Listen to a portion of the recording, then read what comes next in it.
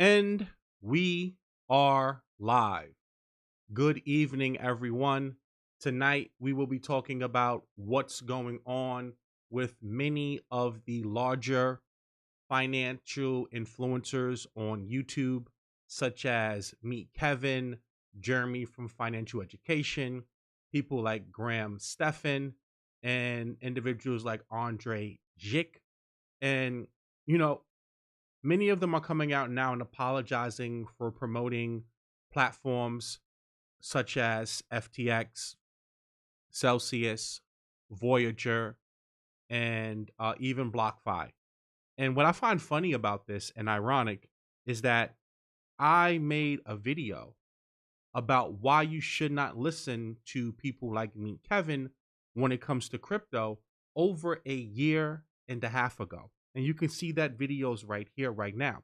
And if we come here, and this is the beautiful thing about, having receipts, facts, data to verify the things that you're saying. Because if you come here and you look at this is the video that I'm talking about right here, titled, I Wouldn't Take Advice from Meet Kevin in regards to Bitcoin and Ethereum. And if we scroll over here, we can see the date is dated February 20th, 2021. That's about 1 year and a half ago.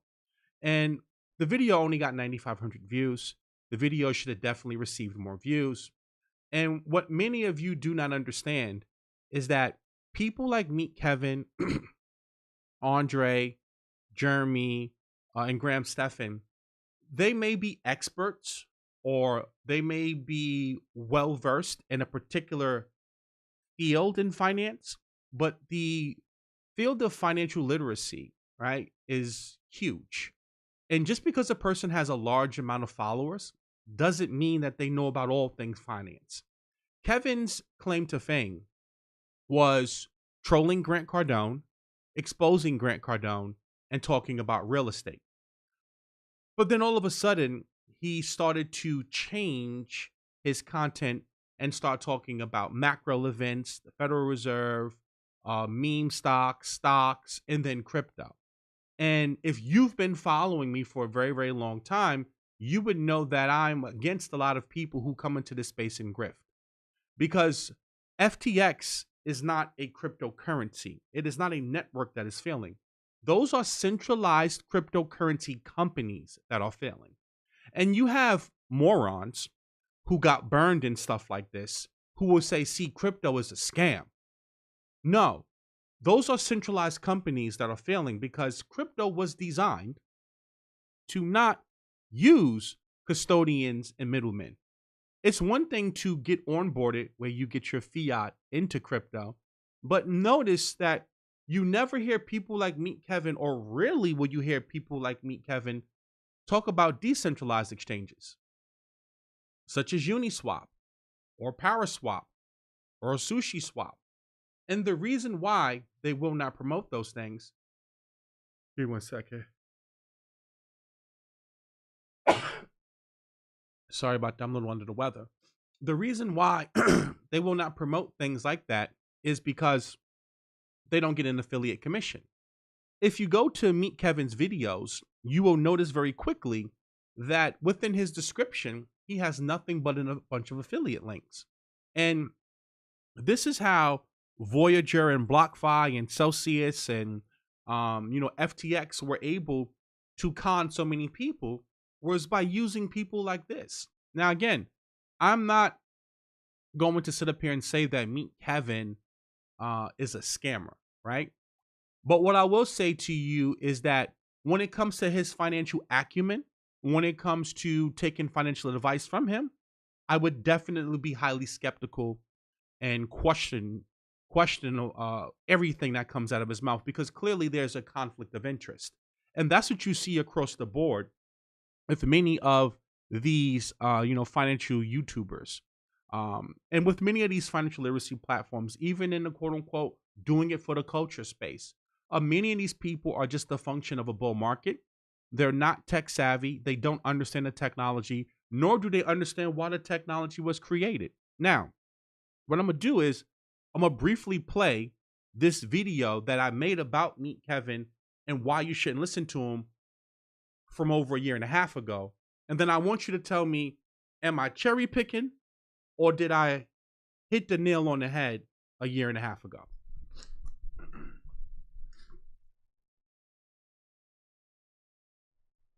And we are live. Good evening, everyone. Tonight we will be discussing a video that Meet Kevin recently made where he was discussing his passive income strategy for his Bitcoin investment. And essentially what he was saying is that he's going to take his Bitcoin and he's going to lend it out to a platform by the name of BlockFi. Now, a lot of you may be wondering, well, what's wrong with that, or what's the problem with doing that? BlockFi is a centralized company. The entire philosophy and purpose of crypto, it's designed to get rid of middlemen, intermediaries, custodians. Crypto is designed to be permissionless, borderless, censorship resistant, and immutable. When Satoshi thought about this concept of creating Bitcoin back in 2008, before the And I want to just say something before I finish playing the video. Understand, I'm not a Johnny-come-lately. I've been doing this since 2012, 2013, late 2012, 2013. I knew about the problems about centralized exchanges like FTX. Why? Because I lost well over 80 Bitcoin in the Mt. Gox debacle. So you're looking at a person that literally lost large amounts of money on a centralized exchange and then got burned by a mining company by the name of Butterfly Labs for about another like 24 Bitcoin, 40 Bitcoin. So when I'm speaking to you, I can speak as an authority in the crypto space because not only have I been investing in this space since 2012, but I've also been developing and building applications, right? So I have a technical background in this space and I have a investing background in this space. I'm not someone that's here trying to shill you affiliate links. And I'm not someone that's trying to piggy bank and clout chase. I made this video when the market was pumping and warned you about BlockFi, Celsius, Voyager, and FTX. Genesis block, it was to create a system that could operate outside of any central entity that could control it, that could regulate it, that could stop it, that could be concerned about how much money they can make and not really focusing on the philosophy and what crypto was designed to do. So I think that we need to make sure that we're paying attention to exactly what's going on and why we got involved in this in the first place. You know, it's not just about pumping your bags, but at the end of the day, it's also about the philosophy behind what's going on and what we got involved in this for. And some of you may be saying to yourself, well, what does it mean to be censorship resistant and immutable and permissionless? We just watched Robinhood literally restrict its customers to being able to only sell their GameStop stock. Now, when you look at a company like BlockFi, I went through this with Mt. Gox. If they are hacked or they are compromised and they go bankrupt, what happens to your crypto? See, not your keys, not your crypto. So be mindful of these things. Also, we have to start thinking about rehypothecation, where you can have this entity where they can say that they have all of this Bitcoin on their balance sheet or on the books, but can you really verify that they actually have your crypto and that they did not give out or loan out more crypto than they actually have on their books? This goes back to the whole idea of the goldsmith back in the days when we actually had a gold standard, where you would take your gold and you would leave it down with the goldsmith, and then he would give you a paper certificate that was a claim on that gold. Well, the goldsmith got a bright idea and he said, hey, most people, they don't come back and actually check on their gold. So what I can do is they don't actually come and claim their gold. So what I can do is I can write more paper claims than I actually have gold on demand. So we have to be mindful of these things and not allow a lot of people to come into crypto and basically allow them to corporatize crypto and turn it into something completely different than what it was designed to actually do. So just Did I not hit the nail on the head? Did I not predict the very things that we're watching happen right now? Did I not say that this was going to happen and it happened? Why? Because again, when you are a real expert and you spend 10 to 12 hours per day not trying to get a bunch of clicks and views for what's currently trending, but really trying to be proficient and an authority in a particular niche, you understand what's happening on an intimate and deeper and fundamental level. I witnessed Mt. Gox. I watched Bitfinex. I watched what happened with Quadrica. I seen BitConnect. I've seen these things. I've been around long enough to know. Not your keys, not your crypto. I've been talking to you about the importance of getting a device like this for the longest. Meet Kevin, Graham Stephan, and financial education platform and Andre Zick all are promoting things that at the end of the day are going to put money in their pocket. They're not proponents or encouraging you to use the technology properly. They're not talking to you about controlling your keys using decentralized protocols like Aave, like Beefy Finance, right? They're not talking to you about those things. They want to promote things to you that when you click on it, they're going to get an extremely large commission for you to do so. Now, don't believe me. See, one thing about me, I love to come with receipts from the individual speaking, not from me. You're going to listen to me, Kevin, even say the amount of commissions that they were paying them was so high for an offer that wasn't even converting. Let's get to that footage.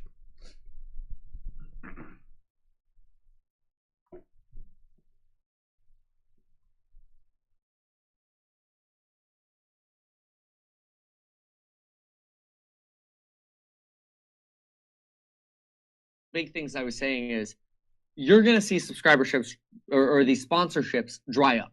And so I pumped them as much as I could. We're just like, every video gets a sponsorship. So I'm like, these are going to go away. So when I saw this, like when we're like, oh, wow, FTX is drying up. Well, that's not a surprise. That shit wasn't converting anyway. It was stupid of them to spend the money they were. Like we were literally in the office like, how do they have so much money to spend on sponsoring us when they don't even convert that well? And I talked to my team and they're like, we don't know, but FTX says they just have a lot of money that they have to spend. And I'm like, this is stupid. This is a bubble. Whatever. We'll put them in a bunch of videos. One of the big things I was saying is you're going to see subscriberships or these sponsorships dry up. And so I pumped them as much as I could. We're just like, every video gets a sponsorship. So I'm like, these are going to go away. So when I saw this, like when we're like, oh, wow, FTX is drying up. Well, that's not a surprise. That shit wasn't converting anyway. It was stupid of them to spend the money they were. Like we were literally in the office like, how do they have so much money to spend on sponsoring us when they don't even convert that well? And I talked to my team and they're like, we don't know, but FTX says they just have a lot of money that they have to spend. And I'm like, this is stupid. This is a bubble. Whatever. We'll put them in a bunch of videos. One of the big things I was saying. So, what I find funny and what I find ironic and just flat out disingenuous is that when he puts up posts like this 8 days ago on his community tab and he goes, I failed big. I warned of stablecoins and FOMO cryptos, Gold Rush, yet I thought I was safe investing in the pickaxe sellers, the brokers, FTX, BlockFi. Nope. This is a 100% loss. I don't blame Anthony Pompliano either. This was my fault. I'm sorry I pitched crypto companies. I will be made fun of for this failure for a while, and I deserve it. I screwed up. I did my best to warn ahead of time, but that doesn't forgive the original failure. Show less. No, it doesn't, because you know why? You made millions of dollars. Literally. These individuals have made millions of dollars in affiliate commissions from promoting garbage to you. So when he sits up here and he goes, oh my God, I'm so sorry. Who would have known that FTX was running a fraction reserve crypto operation or committing fraud. You're literally saying it in the clip I just played that you had your suspicions that where are they getting all of this money from? Because think about this. If Coinbase and other large exchanges aren't paying out these high affiliate commissions, then what would make you think that FTX is able to do this? Like, again, I made this video about him and why you shouldn't listen to him because there was a conflict of interest back on February 20th, 2021. So when I hear people saying like, oh my God, who would have known this? I did, because I'm an authority in this space. And I know not your keys, not your crypto. And I know that you don't give your crypto to middlemen. You don't do that, because when you do that, guess what ends up happening? They lend it out for other people like FTX and Alameda Research to go out here and do leverage trading. Now, again, I want to highlight some things because so a person said, there's always risk with investing. There is risk, but these are gurus. And there's just certain risks that if you take them, you pretty much damn well know what the outcome's going to be. Prime example, if I go out here and I drink a whole bottle of vodka or tequila and I go get behind my car, I go get behind the wheel and drive my car and I crash into someone, I can't go, oh my God, I didn't know I was going to get drunk and get into an accident. It's pretty safe to say, if you're down a bunch of liquor and you go get behind the wheel, it's a reason why it's illegal to drink and drive. The whole purpose of crypto was not for you to get a crypto company and give your crypto to the company. The whole purpose of crypto was for you to be your own bank, for you to take more control of your assets, and for you to have more insight into what's happening in a particular protocol. But when you watch these financial bloggers and vloggers and YouTubers and financial literacy platforms, what they're doing is they're trying to figure out what affiliate offers can I promote to you to make the most amount of money. And then let me put up a funny ass thumbnail to get you to click on it, because it's all about driving traffic to an offer. It's not about educating you. It's not about giving you the best tools for you to be successful. It is about giving you the most profitable tools for them.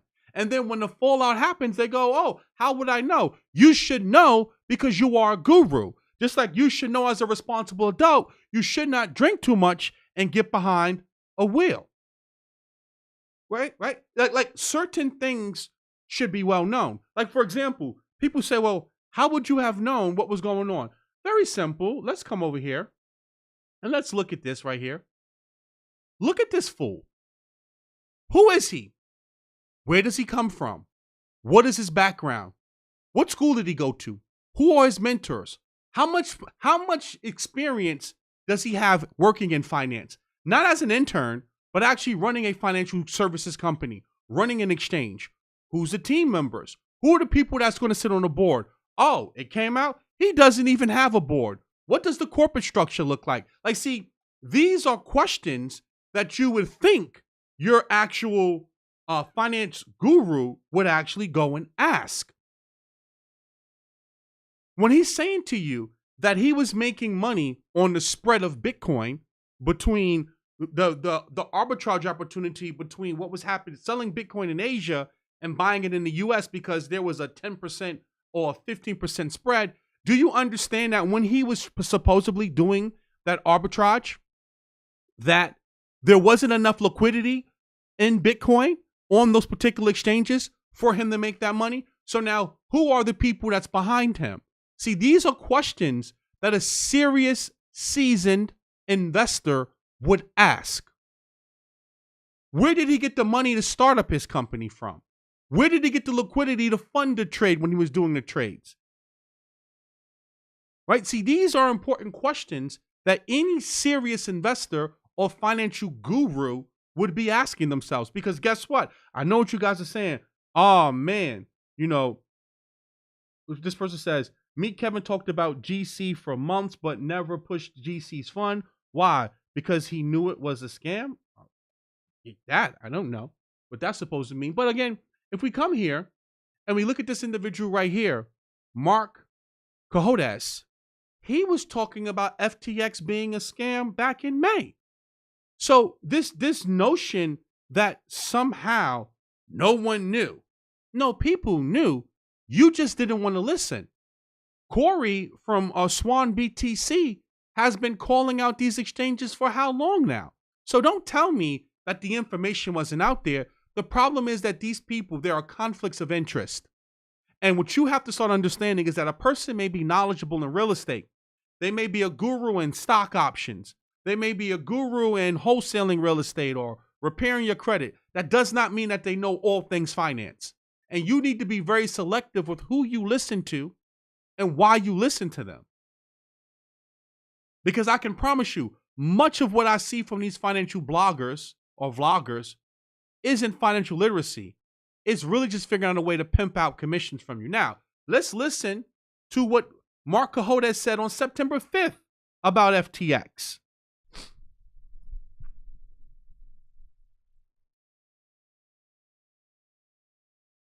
No one can explain where SBF came from. No one can fucking explain FTX to me. No one can explain where SBF came from. No one can explain who mentored SBF. No one can explain, he met his partner at a summer math camp in Canada. Well, if you meet your partner when you're 10 or 12. Is that true? It's like band camp? What the hell? Their story. No, that's their story. That Wang and SBF met at math camp in Canada. And I know you're from Thunder Bay. They met at a math camp in Canada when they were younger. Then somehow migrated to MIT together. And Wang, right? Wang, no matter what you are, who the fuck takes a picture of yourself, of your back, looking at a fucking computer and prints it? Who the fuck are you? Right? You just say no picture or Gary Wang. And then the other thing is produce yourself. I have questions. No one can fucking explain FTX to me. No one can explain where SBF came from. No one can explain who mentored SBF. No one can explain, he met his partner at a summer math camp in Canada. Well, if you meet your partner when you're 10 or 12. Is that true? It's like band camp? What the hell? Their story. No, that's their story. That Wang and SBF met at math camp in Canada. And I know you're from Thunder Bay. They met at a math camp in Canada when they were younger. Then somehow migrated to MIT together. And Wang, right? Wang, no matter what you are, who the fuck takes a picture of yourself, of your back, looking at a fucking computer and prints it? Who the fuck are you? Right? You just say no picture or Gary Wang. And then the other thing is produce yourself. I have questions. No one can fucking explain FTX. As I said, all of the red flags were there. But again, when your platform is about creating clickbait titles or clickbait thumbnails to get someone to click on them, when your platform is about trying to drive as much engagement as possible to get people to click on links, that becomes problematic. Now, what also is going on now is they had a YouTube channel by the name of Millennial Money. And all four of them would get together and they would create content on this platform. The four individuals I'm talking about is Jeremy from Financial Education, Andre Zick, Graham Stephan, and me, Kevin. And now all of the videos are gone.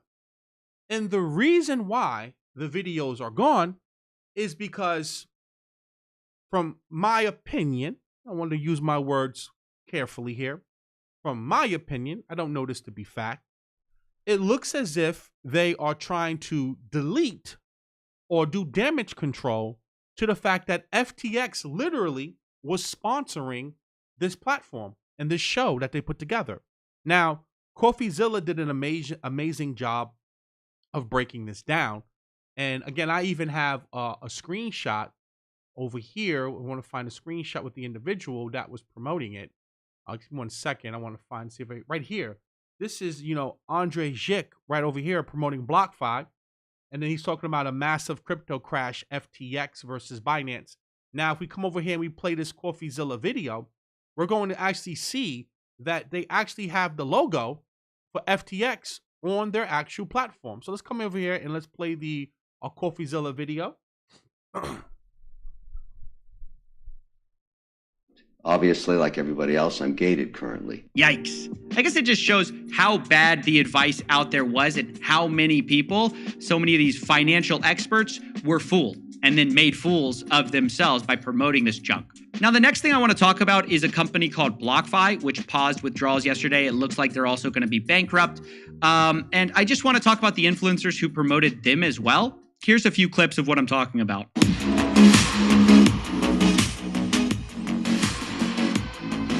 I have never taken on a paid sponsorship on my channel. Please use my link to sign up to this credit card. And even though I'm not contractually obligated to speak positively about them, don't forget to grab up to $250 worth of free Bitcoin using this BlockFi link right here. It would really help me out a lot. We didn't touch on this at all, but the thing I'm most excited about for this year is the Bitcoin rewards credit card, which we're launching. And you know why he's smiling like that, right? Because he's saying to himself, man, I can't wait to get everyone to start clicking on this link so I can start getting those commissions. Look at that smile on his face. He's sitting there, he's rubbing his hands like Birdman. He's saying, man, I got some suckers right now that's going to click that link and we're going to make us a bunch of money. And he's loving it right now, you know, and it's funny to watch. Now, I have a screenshot of right here. This is the actual screenshot with the actual FTX logo, right? Literally, the logo's plastered the whole time that they're streaming or they're producing content on the Millennial Money YouTube channel that magically all of the videos are gone. They got the damn FTX logo right there. Right? So, you know, to pretend, because I believe the guy Andre Zick was trying to say that, you know, he never, promoted FTX. You're on a platform, literally, you're on a platform that has the logo plastered on the damn video the whole time you're talking. So whether you're directly or indirectly sponsored by FTX, the platform is benefiting financially.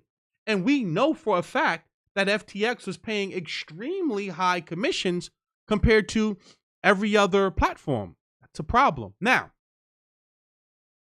I am frustrated, to say the least.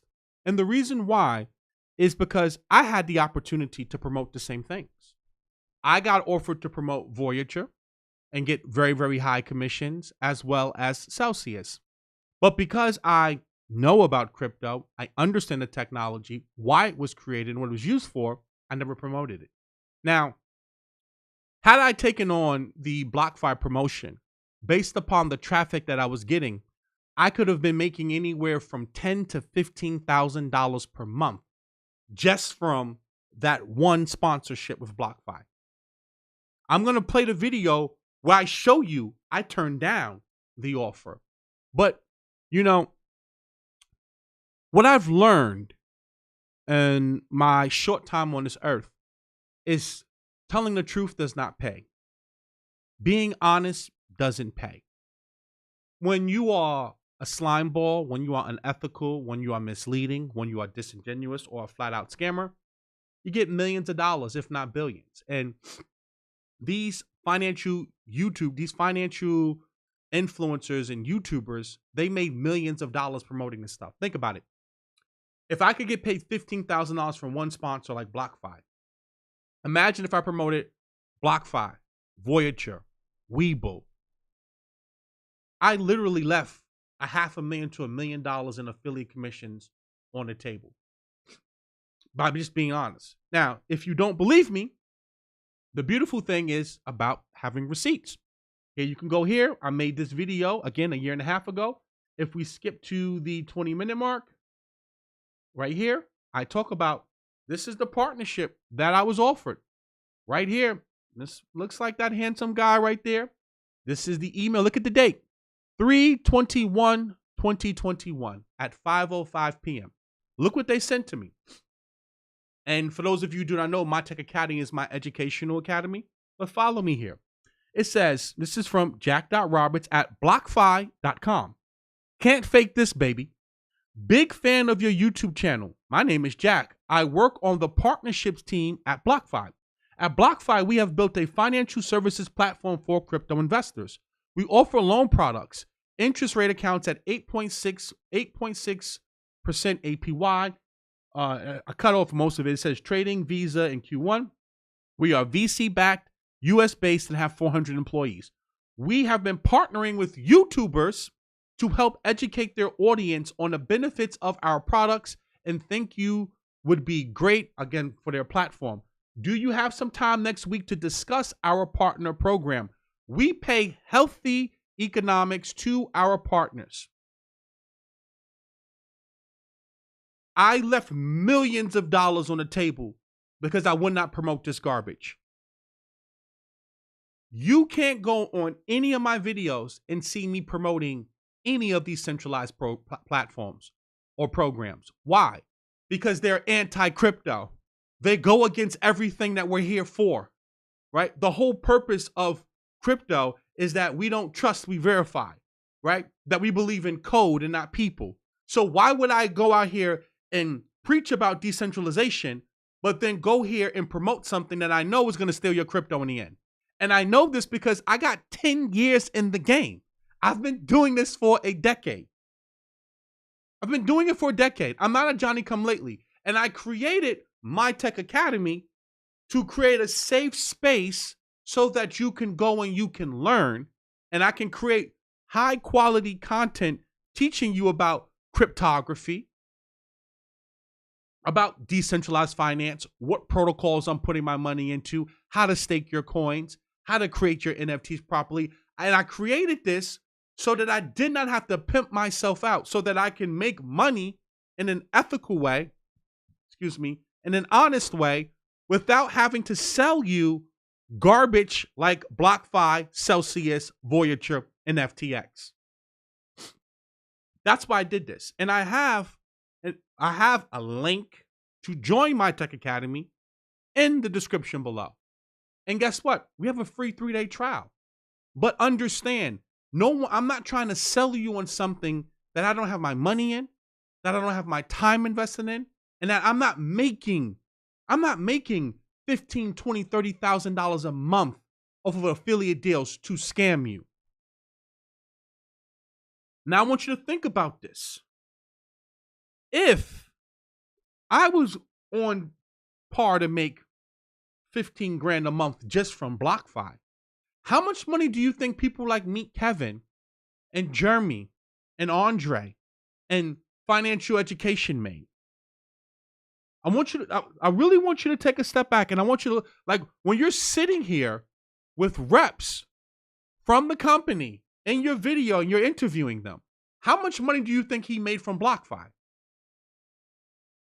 Because it's rumored, and I don't know this to be true, but some financial YouTubers were getting paid almost $100,000 per month to talk about platforms like BlockFi, Celsius, Voyager, and FTX.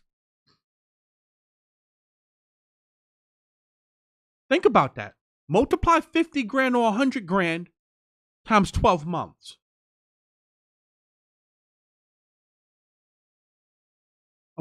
I really want you to think about these things, man. I'm not making these things up. Now, ask yourself a question.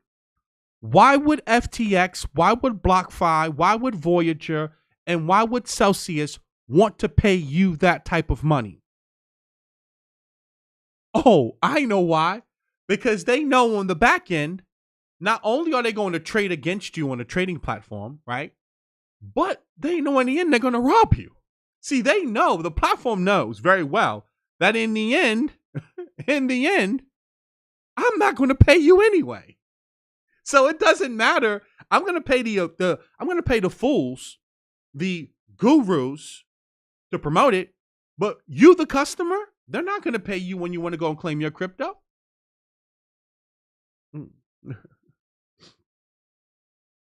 right? So this person says, so you're saying these YouTube millionaires owe most of their fortunes to these crypto scams? No.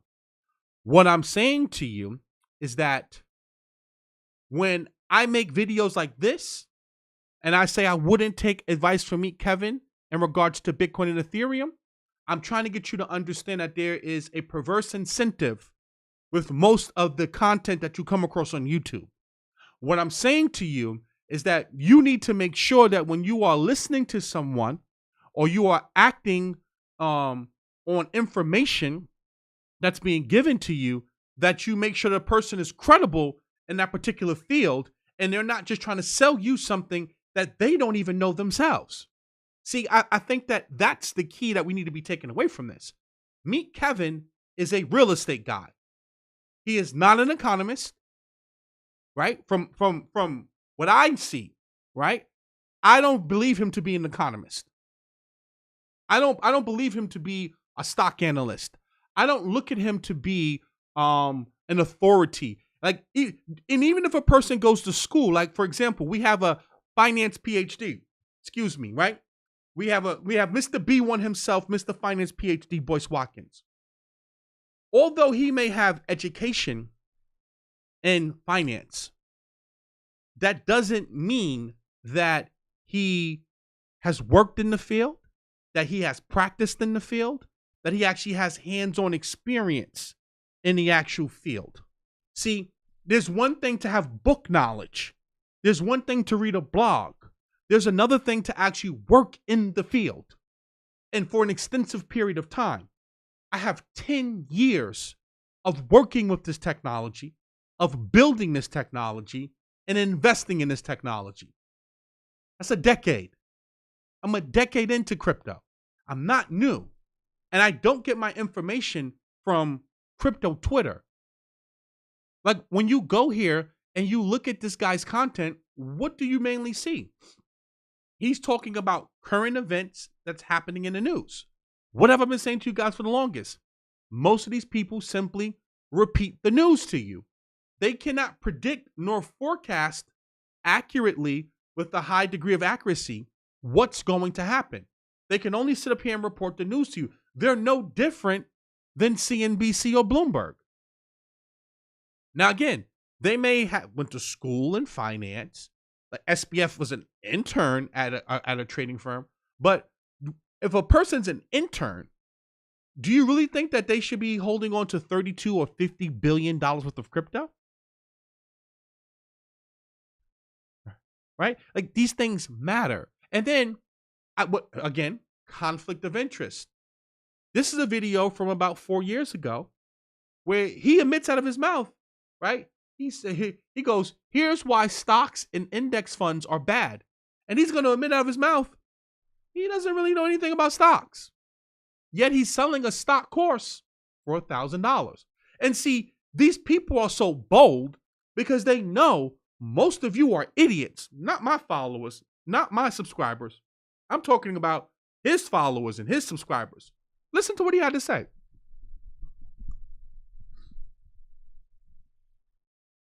Moments the last time I did a walkthrough on this place. I get it. But people are like, there's no way you're going to be able to get financing on that. I don't think it's going to happen. There's no way. And so what do we got?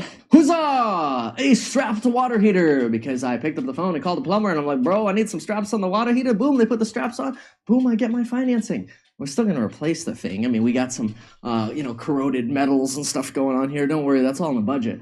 But the point is, to me, real estate's freaking easy because I look at this stuff and I go, I know what to do. Stocks, I don't know. So don't ever expect, say it's freaking easy because I look at this stuff and I go, I know what to do. Stocks, I don't know.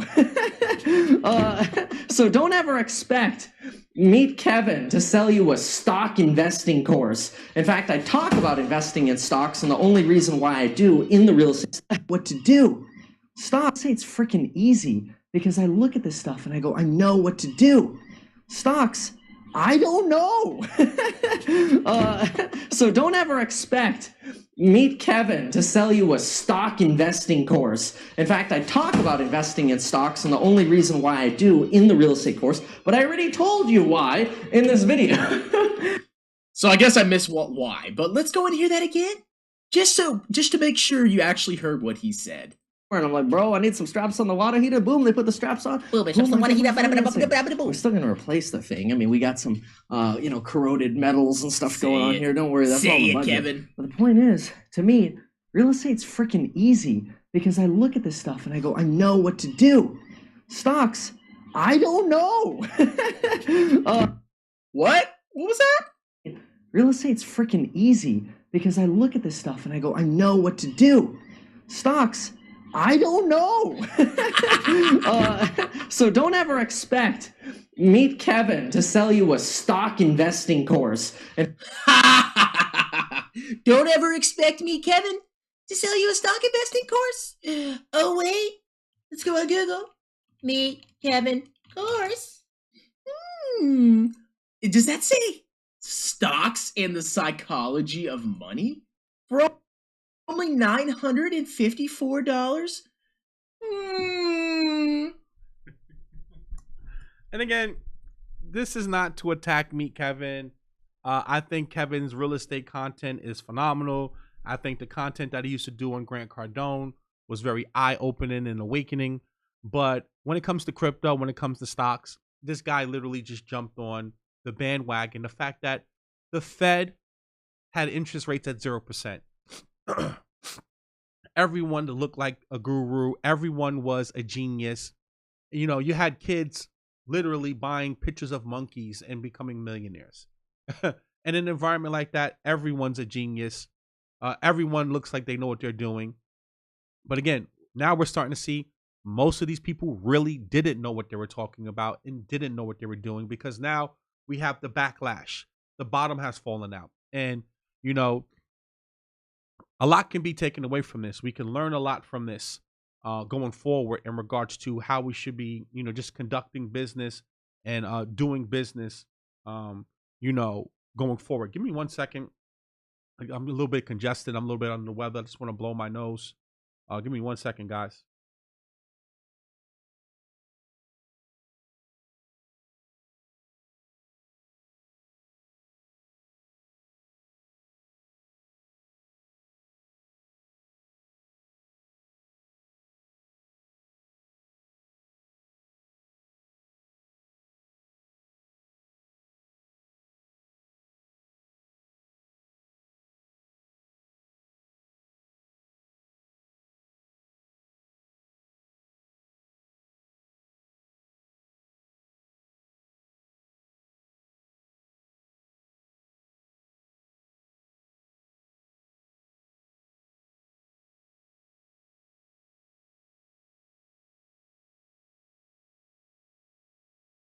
I'm back, guys.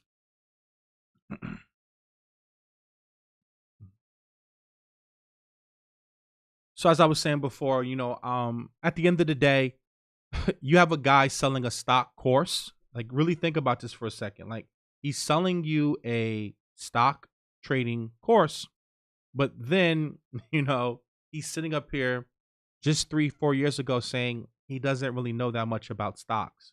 You know, like, at a certain point, you just have to see that there's a conflict of interest there. And you see it across the board with, again, excuse me, you see it across the board with many of these, you know, financial, you know, bloggers and YouTubers across the space. You know, also here, I have so many different clips of, you know, people coming out and speaking about the problems with FTX. This is another individual by the name of Ross Gerber. Again, he was speaking out about this, you know, a while ago. And I want to play this right here, this video, because these are all of the red flags. Whenever you see someone talking the way that Sam was speaking here, you can pretty much know that there's a problem there.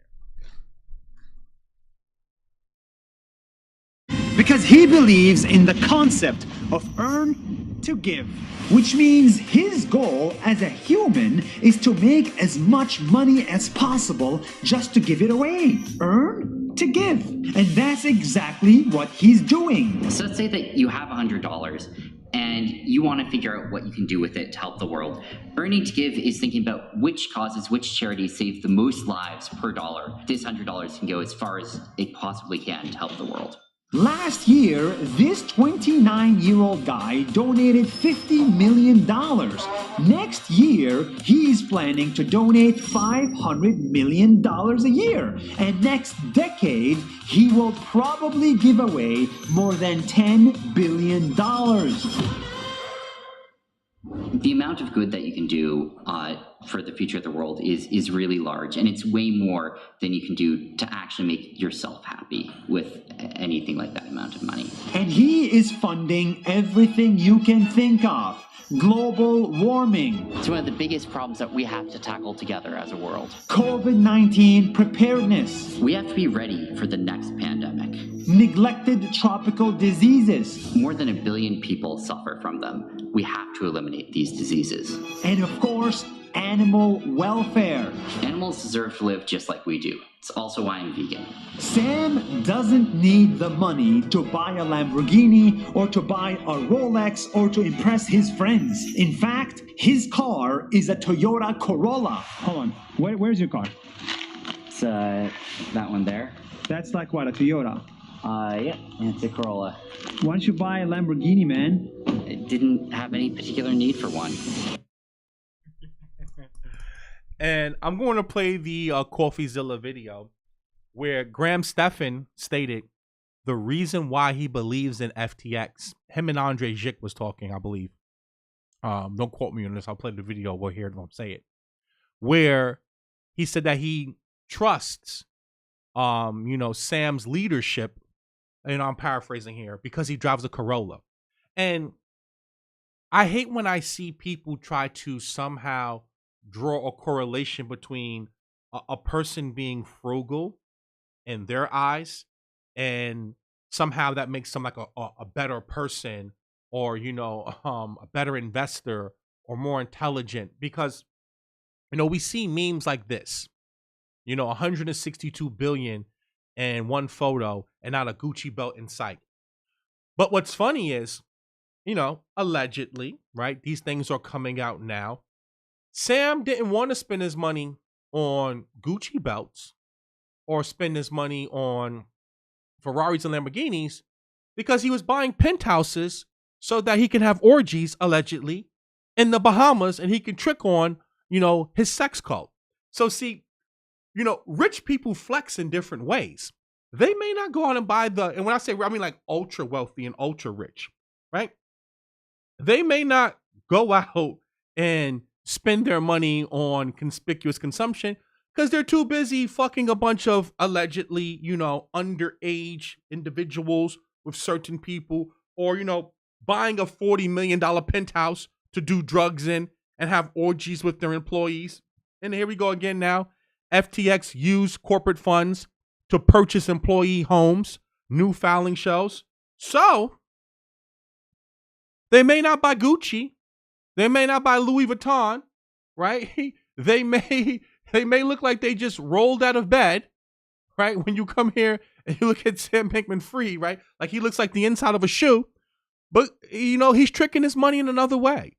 So don't allow these people to, make you think that, well, because they're not spending money on things that you can overtly see, that they're not tricking off their money. I've been around a lot of rich people. And I will tell you that the amount of money they spend on drugs, the amount of money they spend on hookers, the amount of money they spend on side chicks, trust me, they will be better off tricking it on Gucci, Louis, and a Ferrari because they spend way more money on bullshit than you do. So don't ever make someone make you feel bad because you want to go buy you something nice for yourself, right? Because, these people are tricking money, right? And your financial gurus and leaders are making investment decisions based on the fact that he drives a Corolla. Now, Another thing that was a red flag to me is that liberals are liars. They will sit up here, they will talk to you about climate change, they will talk to you about global warming, and then the same people are flying around in private jets, riding around in SUVs that burn a ton of fossil fuels. But tell you got to sacrifice your standard of living for the greater good of humanity. The same people who, will create laws about insider trading, and then Nancy Pelosi and her husband, they're some of the greatest stock traders in the world, right? Like, when you start seeing these things, this is nothing but the World Economic Forum. And people like Sam Bankman-Fried are useful idiots. They're naive idiots. People that, if you are part of the elites, you can get a fool like Sam Bankman-Fried, right, who's promoting effective altruism, to basically say, oh, give all your money away. Bullshit. Because, see, what we start to realize, we watch this with Kanye West, and we're watching this with Sam Bankman-Fried, is that many of these individuals really don't have wealth because their wealth can be wiped out in a matter of a second. Most of the money that these people have is paper wealth, right? It's digital now. It's on the screen. There's Sam Bankman-Fried didn't have $16 billion readily available to spend, and Kanye West really wasn't a billionaire. He was a billionaire with equity interest in different companies. And then we started to realize the equity that Sam Bankman-Fried had wasn't really that liquid to begin with in the first place. So whenever you start seeing this and you start seeing the media get behind certain individuals and they start promoting them to the public, always that should be your first red flag. They did the same thing with the lady Elizabeth Holmes from Theranos, right? She was supposed to be the female version of Steve Jobs. And this goes back to another thing that I've been saying to you guys for, a long time, that whenever, you look at media in America, we don't have media, we have propaganda. And especially with social media and how things can go viral and they can suppress certain voices, where does this man come from? How does all of a sudden he just pop up? Now, the guy, Bertar Ferguson says the FTX stuff really put your credibility in another space. You denied shilling their crap due to your ethics. If you aren't the front runner for the crypto space, I don't know who is. I'm glad you said that. This goes back to my point about propaganda. The reason why I'm never going to be as big as people like a Meet Kevin or people like a Graham Stephan or people like Financial Education or Andre Zick is because I don't promote hope, a false sense of hope. I don't sit up here and promote the gambling or the lottery ticket mentality. And the sad thing about it is that the reason why they deleted all these videos here from the Millennial Money channel is because they know people have a short memory and there'll be a whole new line of suckers in the next bull market. People are looking for lottery tickets. So if you come here and you're shilling dog coins, if you come here and you're shilling meme stocks, people are going to buy into the mania and the craze because we have propaganda here. And we have influencers who promote and push propaganda. They don't really push sound investing, right? Because I don't care what you say. If you tell people only put 5% into something, you know for a fact people are not going to do it. They're going to put more into it. You have to take that hardline stance. I told you guys, Ripple is a fucking scam. I stand behind that. XRP is garbage. Their technology is useless. It is a security. I'm not wavering. I'm not changing. Shiba Inu, it's never, ever, ever going to hit a penny. Dogecoin's never going to hit $1. I stand on those things. Right? I stand on those things. Now, someone says glad Elizabeth Holmes is going to jail. I believe Sam Bankman-Fried is going to go to jail as well, too. But you got to understand, think about the people behind the scenes that made the money. Right? Think about all of the people who made literally billions of dollars. Because to me, it looks like a money laundering operation. Right? That's what it looks like to me, just from the outside looking in. The whole way that the corporate structure was designed, the fact that he had a back door, and you know for a fact that he just was the fall guy. He was one of those do-gooders that could see no wrong in anything, and they played him for a fool. The people behind the scenes definitely played him for a fool. Let's finish watching a little bit of Coffeezilla's video. I want to see the scene right here. Here we go.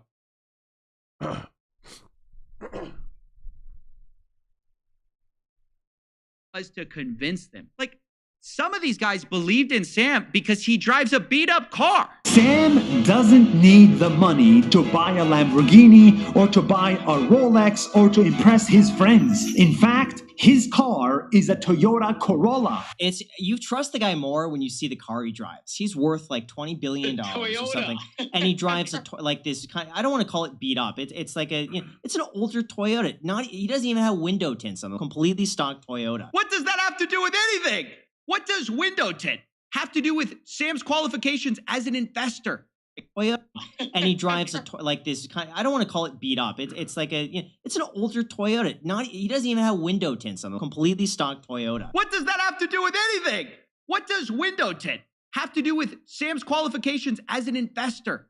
I mean, look, it's now coming out, guys, that at Alameda Research, they were just kind of embarrassingly incompetent. And the evidence was always there, but nobody who was selling FTX bothered to take notice. Apparently, they were too busy looking at the window tint. Here's the CEO of Alameda, for example, saying, like I'm some... I want you to think about that for a second. This man, Stephan, who is a finance guru. He's a financial guru. He has 4.1 million subscribers.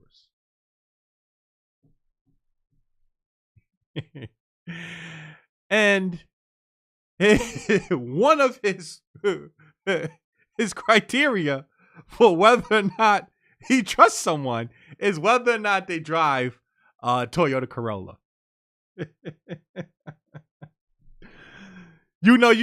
Sometimes you got to sit up here and just say the jokes write themselves.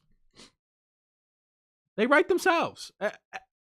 I, for the life of me, cannot understand how someone like this can get 4.1 million subscribers.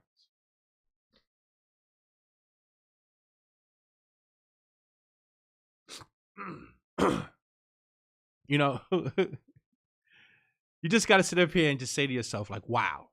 And this is the actual Millennial Money podcast that I was talking about right here, or the YouTube channel that they had right here, where they're sitting at. And look what you see down here in the bottom. You see the FTX logo, right? Now, again, someone, we don't know who that may be, because there's 4 of them that's affiliated with the Millennial Money channel, went and took all the videos down, but the channel is still there. But you can see the FTX logo here. Right? And again, we know why, right? Or we could, let's use a better word. We can assume why we know why they promoted FTX, mainly because your guy, Meet Kevin, where's the video at, I believe it's right here, talked about how great the commissions were. Let's listen to him say it again.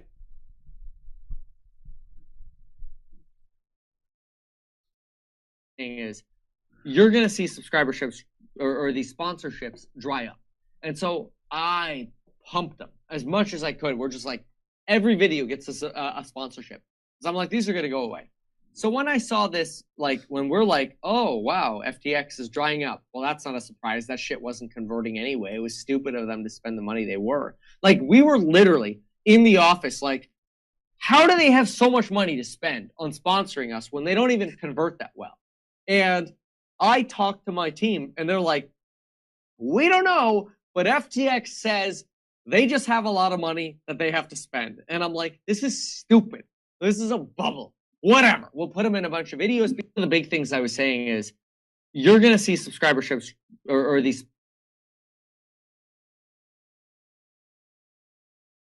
FTX is a phenomenal platform, and they integrate their TradingView technical analysis software. And what's phenomenal about that is if you use FTX on a desktop, you're going to get blown away by the TA capabilities. They're also bringing their software to stocks and options soon. That's going to be a game changer. And of course, if you download their app by going to metkevin.com/FTX and you use code MEETKEV, you'll get that free $20 and you get to use their beautiful app. 6 million users worldwide and in over 200 countries. So check them out.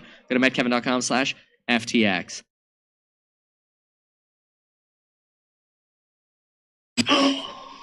The most generous billionaire ever, where you can get 10% off on your trading fee. The most generous billionaire ever, where you can get 10% off on your trading fee.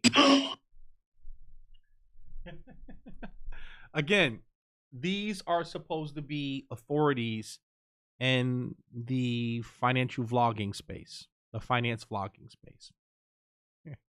Just look at how goofy that is. Look at how childlike that is. You're putting billions of dollars, right, in the custody of people who look like this.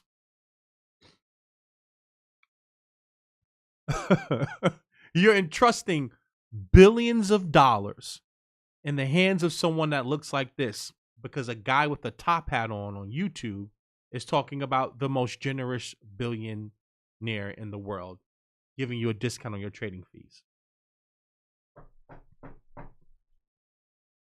Right? And their criteria is he drives a Toyota Corolla. You know, you sit here sometimes, and like I said before, it's frustrating because I literally left millions of dollars on the table by not promoting this stuff. I lost out on millions of dollars not promoting BlockFi, not promoting FTX. And you look at it and you say to yourself, I guarantee you, and I know a lot of you are not going to like what I'm about to say, but follow me here. Back in 2017, at the peak of the crypto bubble, there was a Ponzi scheme by the name of BitConnect. And Trevon James and Craig Grant, who are two black men, were one of the faces of the YouTubers who promoted it. And to this day, their names are mud in crypto. When Trevon James, mind you, Trevon James was just an affiliate, just promoting it. He had nothing to do with the corporate structure, didn't invest in the ICO, none of that stuff. He was just a guy on YouTube promoting it. And to this day, his reputation is dirt. He cannot go anywhere within the crypto sphere and not be labeled a scammer. Mind you, may I add, these are two black men. Now you got 4 European or white guys, whatever you want to call them, what they appear to be or look like to me. And they're not getting nowhere near the level of heat or hate that Trevon and Craig Grant got.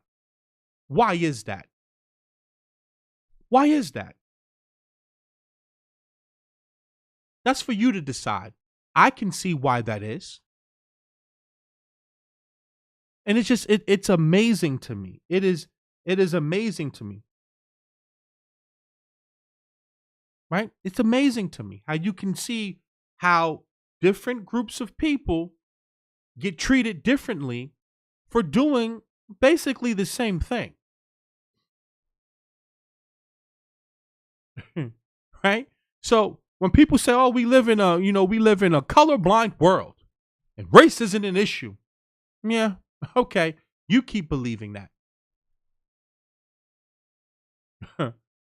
Right? You keep believing that we live in this post-racial society. These guys are going to be able to come back onto the financial platform, their financial platforms, and they're going to be able to go out here and shill during the next bull market the same type of garbage, and no one's going to care. No, no one's going to bat an eye. Right? You know, these are things that make you go, You know, another video I want to play a little bit of is this guy right here, Jeremy. We can play about Teamwork lights you up with Asana. Play about 5 minutes of this video because this is another guy who has a huge platform. And he did a response video to CoffeeZilla. And it was laughable. It was filled with nothing but a bunch of straw man arguments.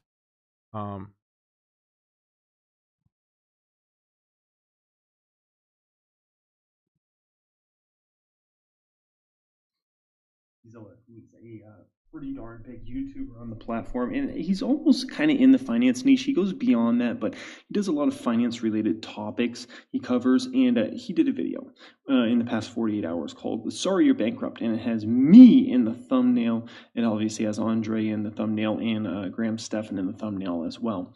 And obviously the FTX drama is everywhere, right? And most of the biggest finance YouTubers had some sort of deal with FTX, right? And so obviously, like the whole space is under immense pressure right now, and it's gotten to a point where a lot of people look at kind of like, finance YouTubers as like evil scum of the earth. They'll do anything for a buck. They'll sell their mom for a buck if they could, okay?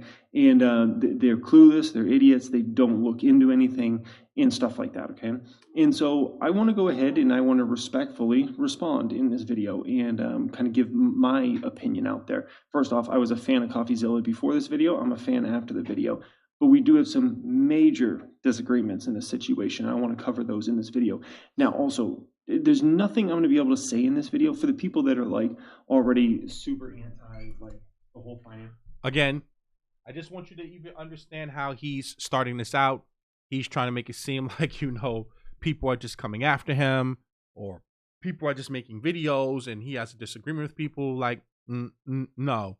CoffeeZilla made some legitimate points based upon many of the things that you guys have said over the years, and the fact that there's a clear conflict of interest and that you're not encouraging people to use the technology properly. You're encouraging people to click on links that will, at the end of the day, give you the larger commissions.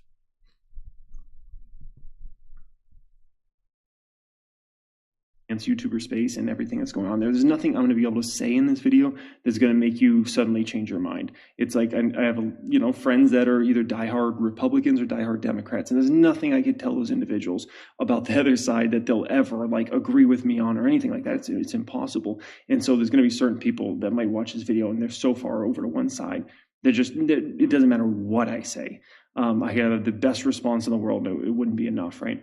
So this is for the people that, can kind of critically think about this stuff and kind of, talk about this. And at the end of this video, I want to actually talk about where do we move this space moving forward? He said people that can critically think. I can critically think, and I was critically thinking a year and a half ago when I made this video, and I was saying that this is a conflict of interest. This is exactly the opposite as to why crypto was created in the first place. Like literally dated and documented February 20th, 2021. And the problem with this. So let's go back to the video, and I see the chat, guys. Don't worry about it. I'll clean it up in a second.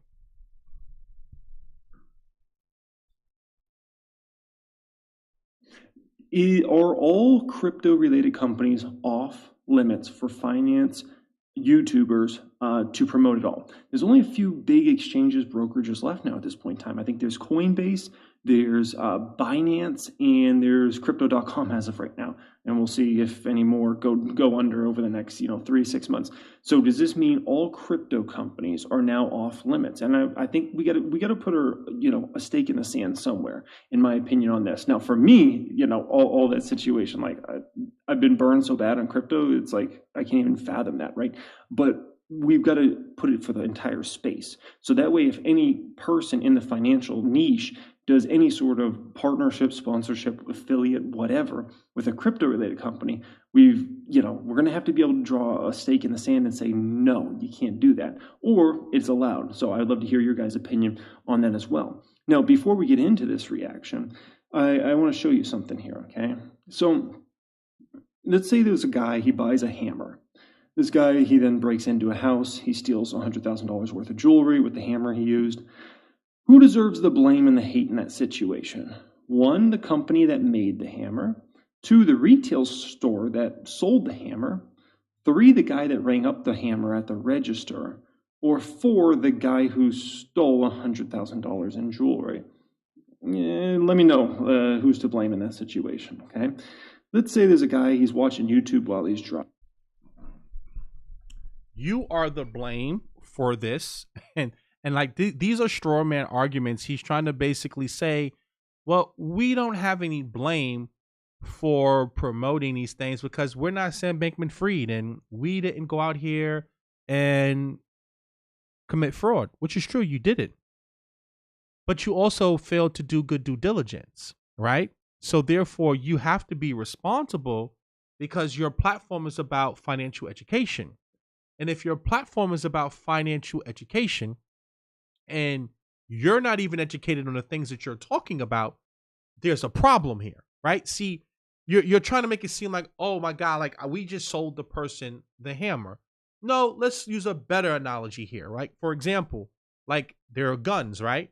And therefore, you know, you have to go and get a license in order to carry a gun. It's the same thing like, for example, driving a car or a vehicle. You should be licensed and have insurance to do so, right? Because there's certain criteria that you have to meet in order for you to be qualified to drive a vehicle. We don't just allow anyone to get a car and just go and drive. There's criteria. So, for those of you who are in the finance space, what criteria do you use to evaluate a company before you allow them to sponsor you? And see, if you knew about the technology, and this is Jeremy, and I want to make sure that I'm educating you, right? If you knew about these things, then you would have never in the first place promoted these things because you would have known that these things are unethical. And the same thing that happened with Bitfinex, with Quadriga, and with Mt. Gox will happen again. What do I say? History doesn't repeat itself, but it damn sure rhymes. And we're sitting here now, we have a guy doing a whole bunch of whataboutisms, like, well, what about this and what about that? No. If you're promoting crypto properly, what you would be saying is that rather than using exchanges that pay me, how about you guys come over here to something like uniswap.org, right? And I'll teach you guys, and you open up the application, and now what I can do, because I have a MetaMask wallet, and a MetaMask wallet is a desktop actual wallet, right? It's a non-custodial wallet. So I now control my keys. If I want to come over here, and let's say I have some USD in this wallet, I have $776, and I wanted to come here and I wanted to buy some Ethereum, I can come over here and I can go here to ETH, and I can simply type in $100, right? All of this is decentralized, right? I'm not using a third party, right? And I just simply go to allow, and I will come here. And while we're playing this, because I want to teach as well, right? I don't want to just sit up here and just attack you guys all day long, right? So now we can click on swap, and now I'm going to buy $100 worth of ETH, right? Using a USD stablecoin in a decentralized way, right? And click on confirm. And then I'm going to come here, and I'll come down, and it's going to cost me $3 to do this. No middleman sitting in between this, and I click close. And right now you can see that the transaction's pending. Do you see how easy and simple I was able to go and do this? Guys, I can't remove the bots. Literally, there's 50 bots in here, right? We don't have to worry about the bots. Worry about the content. Now, guess what? I now have $100 less worth of USDC, and I have $100 more worth of ETH. Do you see how easy and simple I was able to do that? But see, Jeremy, Meet Kevin, and Graham are not going to promote stuff like this. Why? Because you don't get an affiliate commission from using open source protocols. So let's finish listening to him.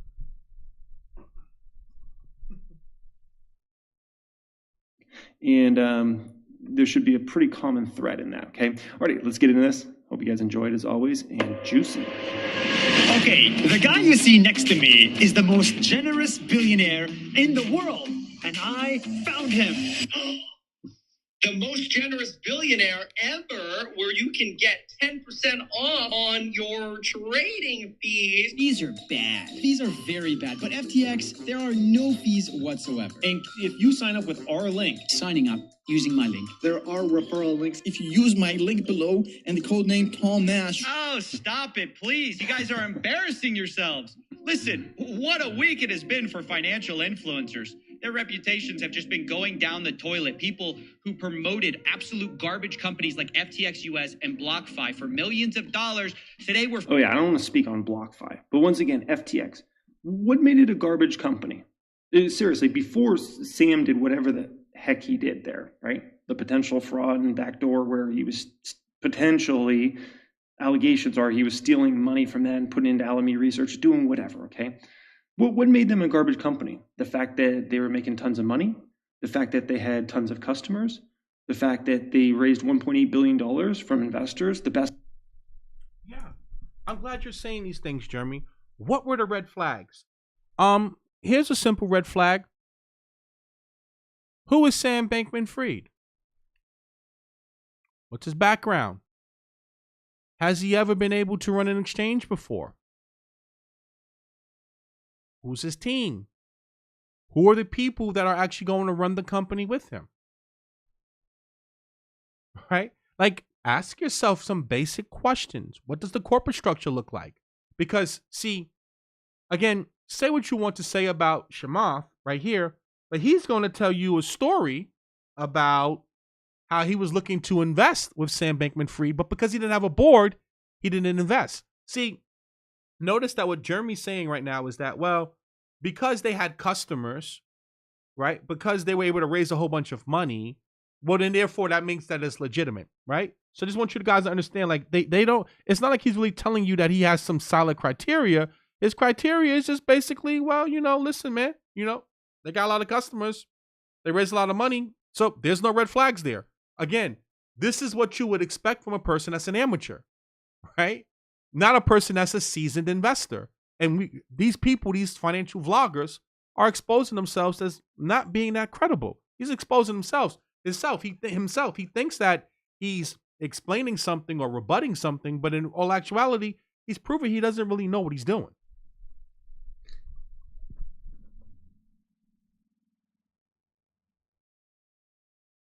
He pitched us in that $17 billion round, and I did a Zoom with him. And after the Zoom, I'm like, this doesn't make much sense, but I'll have my team do some work. We did some work, and we sent him a 2-page deck. And we said, here are our recommendations for taking the next step. One was the formation of a board. The second was the creation of dual-class stock. The third was some reps and warranties around affiliated transactions and related party transactions. And the person that worked there called us back and literally, I'm not kidding you, said, go fuck yourself. He pitched us in that $17 billion round, and I did a Zoom with him. And after the Zoom, I'm like, this doesn't make much sense, but I'll have my team do some work. We did some work, and we sent him a 2-page deck. And we said, here are our recommendations for taking the next step. One was the formation of a board. The second was the creation of dual-class stock. The third was some reps and warranties around affiliated transactions and related party transactions. And the person that worked there called us back and literally, I'm not kidding you, said, go fuck yourself. Right? And that's Chamath basically talking about the fact that he was going to put money he was going to invest money into FTX. And the reason why he didn't is because he put together some recommendations, and one of the recommendations was to go from a board, and the rep from FTX said, go fuck yourself. Why? Because they didn't want any oversight. And they don't want any oversight because they know for a fact that they're running a fraction reserve crypto operation, right? So like when I see people go like, oh, how would you know? Because this thing has happened before in crypto. We don't need crypto companies.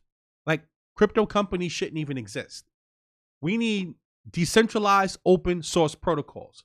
Like how I just showed you how you can use Uniswap and literally swap and buy ETH in a decentralized way, on a trust minimized way, where I don't need a third party to hold my crypto. I'm in control of my assets. Why? Because I control the private keys. And that's one of the biggest takeaways that you can take from this video, is that if we come back here, and I know we're going up on an hour and 18 minutes, so I'm going to kind of wrap it up here. I made this video a year and a half ago titled, I wouldn't take advice from Meet Kevin in regards to Bitcoin and Ethereum. Why? Because I have enough experience to know, not your keys, not your crypto. And I know that crypto was created to remove middlemen from out of the equation, such as Coinbase, FTX, BlockFi, Celsius, and Voyager. And if you give your private keys to these companies, the same thing is going to keep happening over and over and over again. It is not rocket science.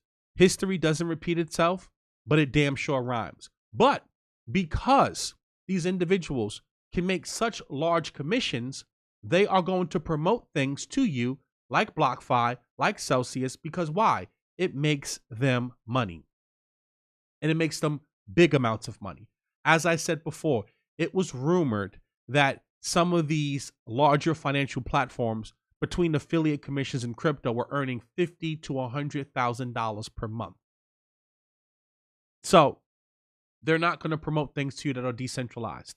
At a certain point, though, it is on you to educate yourself and understand that most of this stuff is financial entertainment. It's entertainment at the end of the day. Most of this stuff is not financial advice. When it comes to real estate, I think Meet Kevin is really, really brilliant. I think that's where he shines. That's what he's known for. When it comes to stocks, the economy, or even looking at things like crypto, that's not his, field of expertise and, expertise. And I think that many of you need to make sure that when you are listening to someone, that you are listening to them for the correct reasons. I did see that there were some super chats. I want to address those before I wrap it up. Craig Spencer says, SBF stealing billions from client's wallet. Attorney General investing Ticketmaster because their daughter didn't get Taylor Swift tickets. Yeah.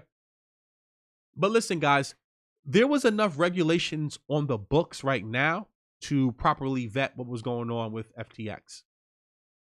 Like, when they purchased Ledger, the Ledger X company, there should have been a whole bunch of auditing going on right then and there. So, when I look at FTX, I look at a failure of, regulation. Like, regulations are on the books to stop them. They just failed.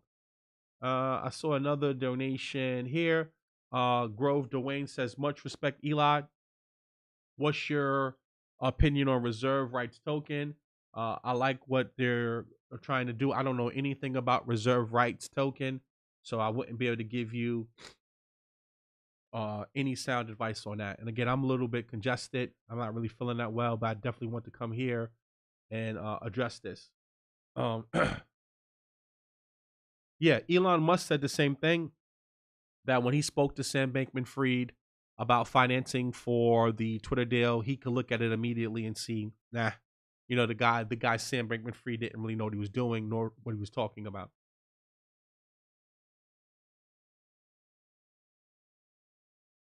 So, but what I'm gonna do here, guys, is I'm a little bit under the weather, so I'm going to wrap this up here. The key thing to take away from this is there will be another bull market. And when we have this new bull market, understand that most of the people that you come across on these large platforms are simply here to sell you things that actually put money in your pocket. And that's the key going forward, in money in their pocket.